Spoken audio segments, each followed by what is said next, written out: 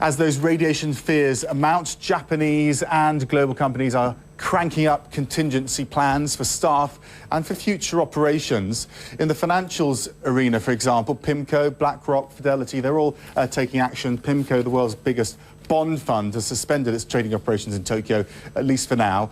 BlackRock and Fidelity have offered to relocate staff in Japan to the US and to Hong Kong. Some industrial companies are also offering to evacuate staff. BMW says it will move any expats who wish to exit Japan temporarily. Bosch says it's also leaving it to its employees to decide whether to go or whether to stay. The engineering and car parts giant has about 8,000 workers in Japan, and Daimler has suspended production as well at its Japanese truck unit for the week. Airlines also juggling with their schedules. As of today, Lufthansa is rerouting all of its Tokyo-bound flights to Osaka and to Nagoya.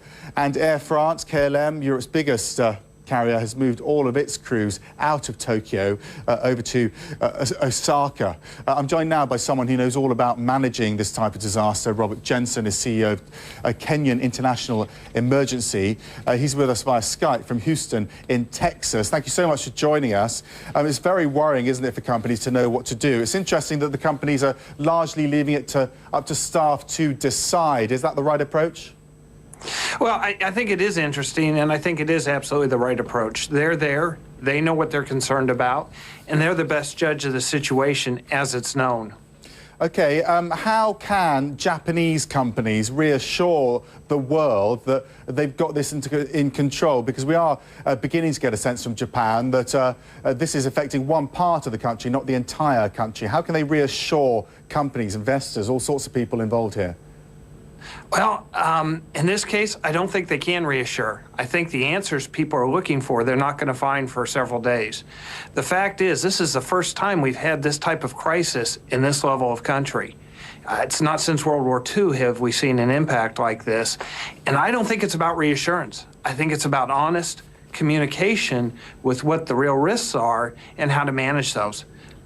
The physical impacts, I think, aren't as severe as the psychological impacts. And I think that's what's driving the market, and that's what's driving businesses.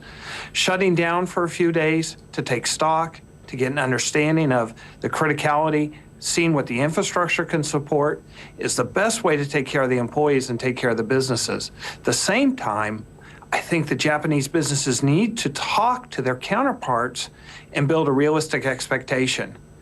You're going to see an impact, not just in the electronics, not just in cars and the batteries for the cars, things like aviation, like the Dreamliner.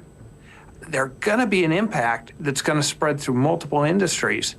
And without clear communication and a realistic expectation, both from the Japanese government, the Japanese people, and more importantly, from its business partners, I think people are going to keep getting surprises. And I don't think we're through the worst part yet. The worst thing, though, right now, isn't it? I mean, apart from the disaster, which you can assess, it is over. You can see the damage. It's an emergency operation still, but commercially you can see where the damage is. It's this nuclear situation, isn't it? Because it's impossible for companies and consultants to assess what the harm will be, because it's looming over the country. We don't know how bad it's going to get. So it's understandable if companies just pull out altogether for now. That's a natural reaction. I think it'd be a bad reaction. I think a managed withdrawal or consolidation, or more importantly, just a temporary slowdown or halt, is a better response. There is some lessons that you can learn from Chernobyl.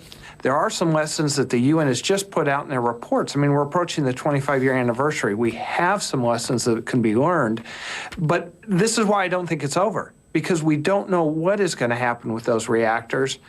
And although there's still an assessment of what the damage is to actual factories or plants, I don't think people know the correct or have an accurate picture of the damage to all the infrastructure. No, we're just beginning to work it out. Robert Jensen, thank you very much indeed. Now, after the break, more from Japan, and we'll be assessing the future of the nuclear power industry in Germany, France, the US, in light of the recent tragic developments in Fukushima.